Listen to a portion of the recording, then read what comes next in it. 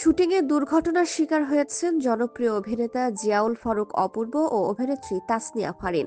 সম্প্রতি একটি ওয়েব ফিল্মের শুটিং করছিলেন এই জুটি। হাউস সুইট নামে এই ওয়েব ফিল্মটি নির্মাণ করছেন কাজল আরিফিন অমি। সহশিল্পী তাসনিয়া ফারিনকে নিয়ে গত শুক্রবার নারায়ণগঞ্জের জিন্দা পার্কে শুটিংয়ে অংশ নেন অপূর্ব।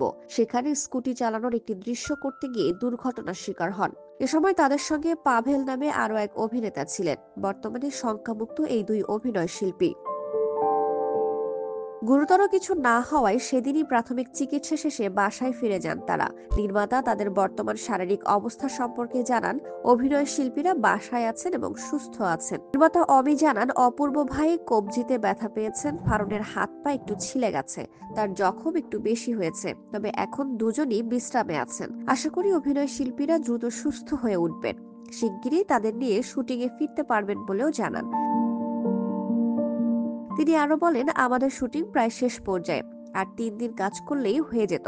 আমরা 13 দিন শুটিং করেছি। যেদিন দুর্ঘটনা ঘটে সেদিন আমরা একটি বাজারের সেট বানিয়ে শুটিং করছিলাম। বিশাল এই সেটে মোট 86 জন মানুষকে দেখা যাবে। এখানে দোকানদার, অতিথি শিল্পী সহ অনেকেই থাকবেন।